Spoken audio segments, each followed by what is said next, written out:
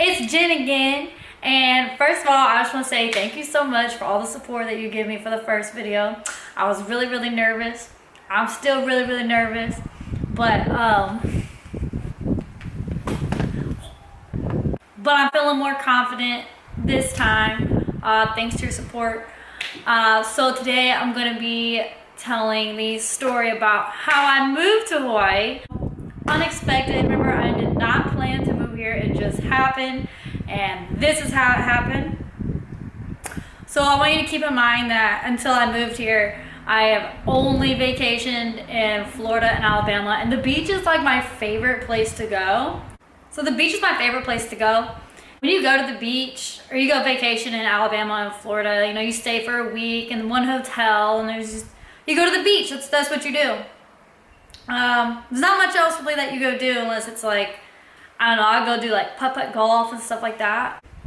So when I came here, I was kind of expecting it to be, I was definitely expecting it to be like, you come here, you sit on the beach for a week, and then you go home. So technically I came in September. This was over 3 years ago. I came in September, and I had booked a 1 week vacation, and I used Travelocity, and the whole thing, like round trip plus my room plus my airfare, was a little over $1,200, which is really good. But I came in September, so it's cheaper then. And I stayed at the Aston, which is down at the very end of Waikiki, like over by the zoo. So I got here, and I thought it was great, and this was my dream place to come to. So I'm just like above and beyond the most excited that I've ever felt in my life. And when you're on the plane and you've been flying over the ocean for hours, the flight's like 10 hours. And there is no one-way flight from Tennessee to Hawaii. You have to stop over in like Dallas or LAX. So it's usually split. But when you're in the air and you're so excited, you've been flying over the ocean for so long, crest of the island, you just get so freaking excited. People start cheering and clapping because everyone's so excited about it. It's a really sweet moment. I'll never forget that moment, and the first time that my eyes saw it, just like the rim of the island come up over that horizon. What was I saying? See, it's so good I forgot what I was saying. What? I really forgot. Okay, well, anyway, so I had really high expectations when coming here. Also, I was planning to treat it like any other vacation. So I got here. Mind you, I came here alone. I came here completely alone. I didn't know a soul here. But since I used Travelocity, I kind of felt like safe. Like it had like the whole thing planned out for me. It seemed fine to me. Everybody was like, don't go alone, no. But you know, I did. Whatever. I'm not afraid to do stuff alone. So I got here. I took like one of those tour buses. It's like $25 you pay, and then they take you to your hotel. So I did that, and I was here for 1 week, and I really enjoyed it. And all I did was stay at my hotel, walk around Waikiki, and then just go to the beach. I never did anything else, and I was just so happy. It was my first time here, my dream place. I never thought I would come here. Also, $1,200 is not a lot of money. It's very cheap. People make it seem like it's so expensive to come here, but if you come at the right time of the year and find the right deal, there's deals. You can do it. So at the end of the vacation, let me back up. So during my stay at the Aston, the floor that I was staying on, you had to like walk partially outside to get to your room, or to my room. And I would always look down because you could see on the back street, and on that back street, it was just, you could see the whole street with lined up with more hotels. And then when I kept looking, I noticed that one of the hotel windows, it was like a 3-story building, and I could see in the windows of it, and I noticed they had bunk beds, and I was like, what the heck are these bunk beds? I thought it was the weirdest thing. I was like, why does a hotel room have bunk beds? And I would look at it every time I would go back to the room because I thought it was funny. And I was noticing like, okay, they're really cleaning these rooms. Like these. Anyway, I didn't really pay it any more mind. I fly back home. You hear that? Remember that wind I talked about? Makes everything fly more. So I go back home and I'm like, you know what? That was the most amazing thing that I've ever done in my life. I didn't even do anything but sit at the beach. And by the way, the waters here with the Pacific Ocean is so crystal clear and like blue, icy water. All the pictures that like I've posted or anything, none of those have filters. You don't need filters because that's really, really what it looks like. Every time I look at pictures of Hawaii online, I'm like, before I came, I'm like, oh, it's probably a filter. Oh, there's no way it's that clear. No, it is. It really is. It really looks that great. After I got back from that vacation, I was like, okay, I really want to do that again, but I want to go for longer because I felt like I just didn't get enough time. So this was the end of September that I did this trip. So then I planned another vacation for January 8th, like 2 months later.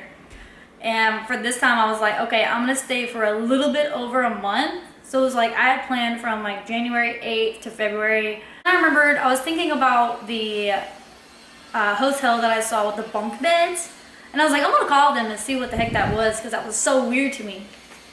So I get on my maps and I find my hotel and I find the street and then like I'm like trying to Google like what the place is called. I figure out what it is. I call them and I'm like, hey, why do you have bunk beds in your rooms? And then they were just like, oh, you know, people stay in the bunk beds and room share. And I'm just like, okay, like I don't still even know like what that means. And so they're trying to explain to me, essentially, now I can tell you, they're trying to tell me it was a hostel. I just didn't know what that was. And so I'm just like probing them with these questions. I'm like, I don't understand why you have bunk beds. What do you mean room share, blah, blah, blah. And then I start to gain more of a picture, not really though. And so I was like, okay, you know, whatever. The whole point of them is they're cheaper. So it was like 40 bucks a night or something really cheap like that. And I looked back on the maps after I got off the phone with them and I saw that there was more hostels. There was like 3 more hostels on the same street and then one on the street back. So I was like, I'm just gonna call all of them and ask them the same questions because I don't get it still. So I ended up calling all of them and had a really good conversation with one of the ones on a different street, the one that I hadn't called, or no, the one that I ended up having a good conversation with one on a different street. And I was like, you know what, screw it. I'm just gonna book a week there and I'm just gonna wing it because, you know, I got nothing to lose and I'm not afraid to be out there by myself again. So I booked 1 week. How cheap was it though? I don't remember. It wasn't expensive enough for me to remember. It was like 40 bucks a night or something. I don't know. It seems like it was cheaper than that. Because I feel like I only spent like 230 bucks a week on there or something. I don't know. It's cheap. We can look it up. Or I'll try to look it up and put it on the side or something. I just can't remember. But, so the time comes. Oh, by the way, remember, I'm going to be staying for like over a month, but I've only booked a stay for a week. And I don't even think I had a return flight home yet. I was like, I'm just going to wing it all. Just, why not? I'm feeling really ballsy and inspired from the first trip. So, and all I know is I want to be there for a long time. I don't want to spend that much money, but I want to do the same thing. So I fly back in. The second time. I feel a little more comfortable. Yeah, I know where I'm at. I know what I'm doing. I go back down. I get on that same little bus thing. You can pay 25 bucks called Robert's Hawaii. They take me to my little hotel, which is a hostel. And I get there and I'm like, okay, I'm here. I remember just walking in the door and there's this guy at the front desk and he checks me in and he hands me sheets and I'm just like, why am I holding sheets right now? And then he's like, okay, you know, you're in this room, blah, blah, blah. He walks me to my room. I'm holding sheets, confused still why I'm holding sheets. Takes me to this room all the way in the back, and there is 6 beds. So it's 3 bunk beds and 6 beds.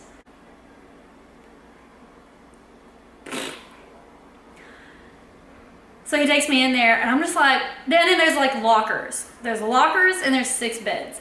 And I'm like, okay, this is so weird. This is so weird. There's nobody in there. And he's like, okay, this will be your bunk bed, your little spot. And there's like a bathroom in there. So it's 1 room, 6 beds, lockers, bathroom. And he's like, you share the bathroom, and you know, there's a kitchen somewhere. So to me, I have a piece of bed, and I just like throw my bag on it, and I'm just like, this is the weirdest thing. And he gives me a room key, and I'm like, just like mind blown as to what is going on. Like I don't know what's going on, but I'm just going with it at this point because I'm just excited to be in Hawaii. So I put my bags down. I go out and explore. You know, I'm literally a block from the beach. It's just like minutes of a walk, and I go to the ocean, whatever. That's what I'm there for. And then I come back later, and there's the other people that are in my room. They're like on their beds and stuff, and I'm like, hi. I'm like, hello. It's like the weirdest thing. I didn't know what to do. I'm just like, so I just like go to my bed and I just go to sleep. I didn't like really speak to anybody. I just went to my bed and I was just like, I don't know what to do. And I like went to sleep.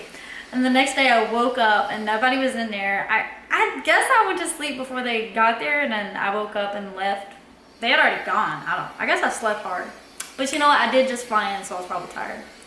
So a day or 2 has passed, and I'm not really talking to the people in my room. I'm just kind of just going to the beach, eating, and then coming back and going to sleep. And then one day, finally, I came back to my room, and there's a bunch of my roommates in there.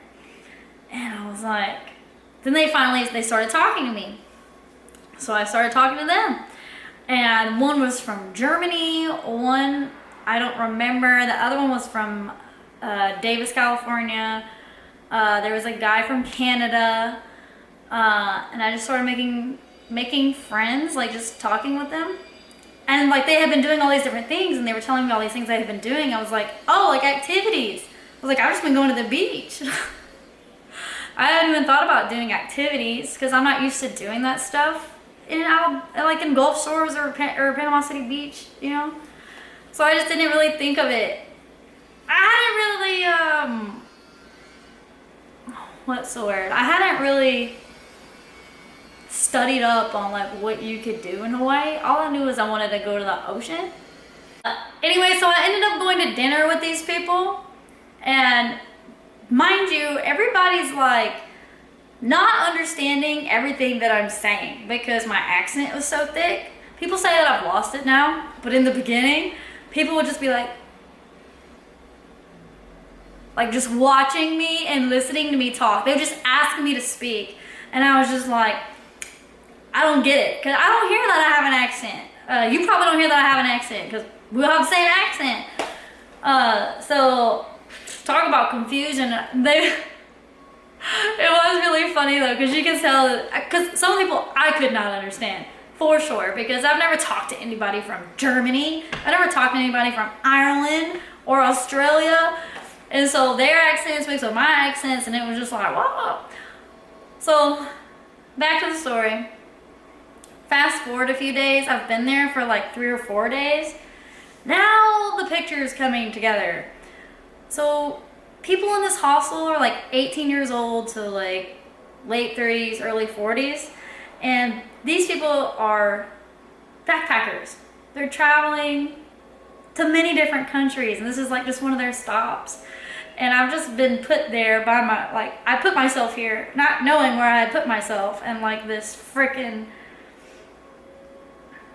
culture shock, capital mecca freaking whole ordeal.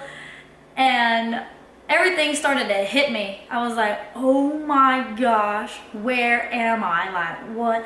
So turns out there was this rooftop up there where everybody would go at night to like drink and party and mingle and mix, and people would like decide to do things together.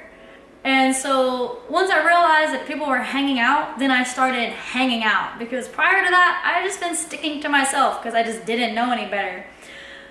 And after that moment, things started moving quickly, and my trip went from, ooh, a fun beach vacation to, holy moly,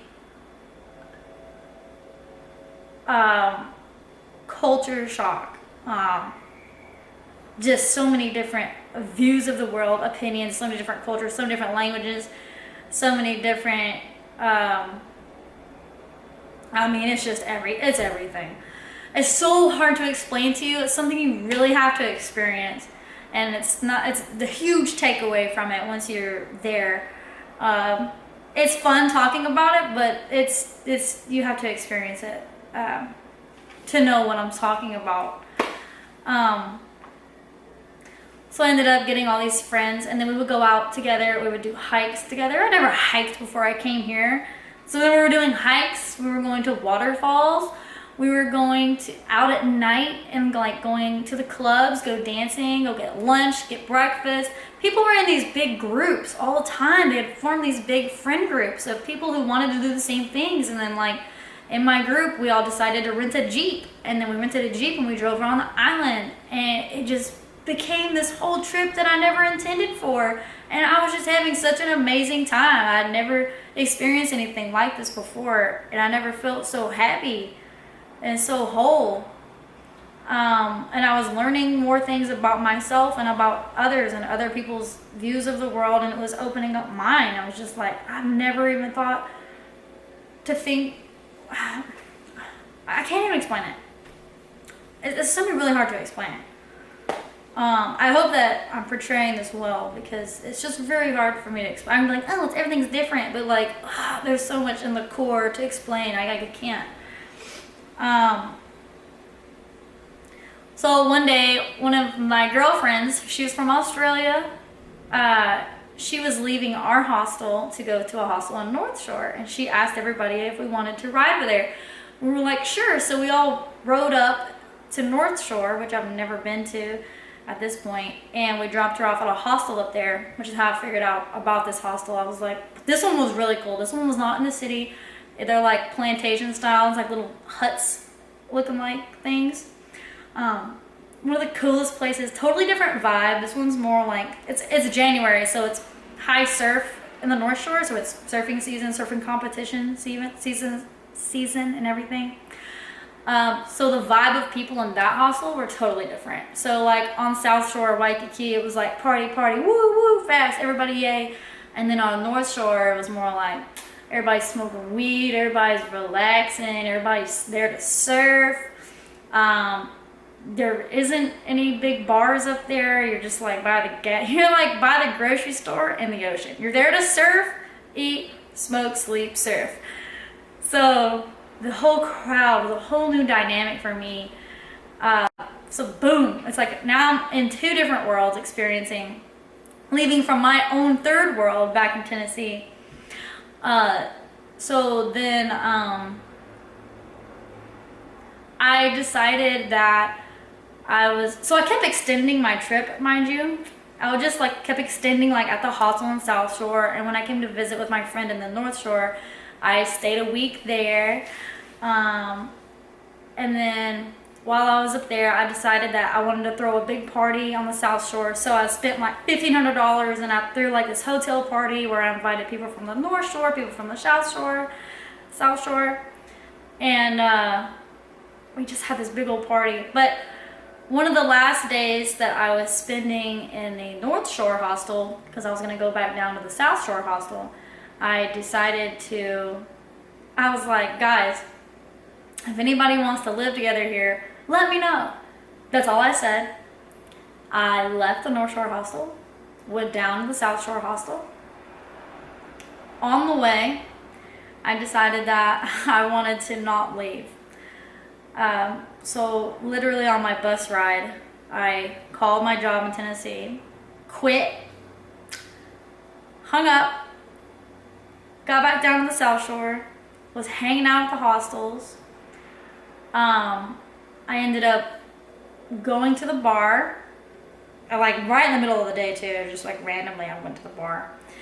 And while I was at the bar, actually, a few days later, I'm at a bar, and I'm just hanging out, and one of the guys from the North Shore hostel just walks in, comes over to me, he's like, hey, I got us a place to look at. And I was like, what?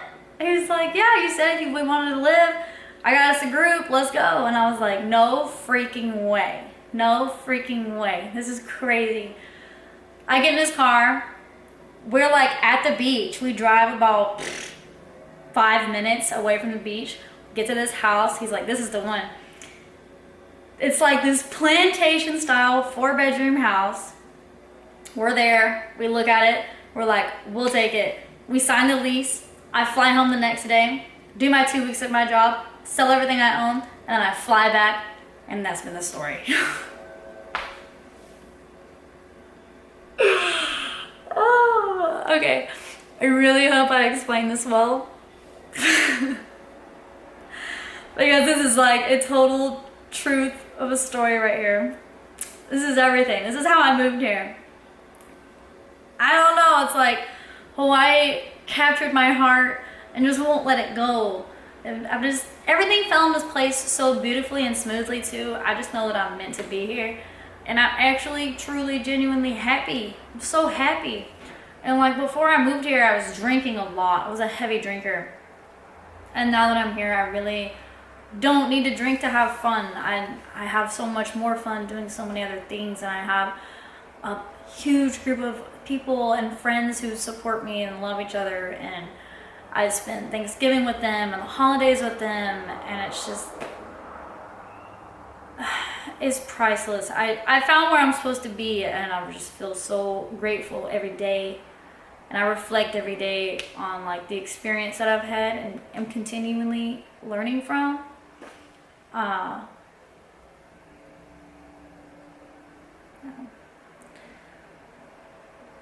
Yeah, honestly, I've been here for a while and it still feels like I just got here. It really does. And it hasn't gotten old for me. Does living on an island get old? For some people, yes. But for me, it doesn't. I belong here. I hope I didn't talk too fast because I just get really excited about Hawaii. I get really excited about my experience in sharing this story. There's a lot that I missed out. A lot of stories to be told within this story about the times that I've had with the people that I've met. And a lot of people that I've met, I'm still friends with them today. Our group is huge. Our group of friends is huge. You gotta remember, like, a lot of people here, they move here. So no one really has, well, there's people here that move here and then they don't have their family. So most of my friends, we're all here and the friend group is family now. It's Ohana. That's a story about how I moved here. Now, moving here and then living here, getting a job, working, making money here, that's a whole nother thing that I'll have to go into on a different video. That's an even crazier story for me to share with you. But I hope y'all enjoyed this story of how I moved to Hawaii. Anyone can do it. Anyone can move anywhere that they want to move to, as long as you feel it and your heart is there. You can manifest any of your dreams. I did it. Anyone can do it. You can do it. Thank you for letting me share this with you, and I really hope you enjoyed the video, and I'll see you in another one.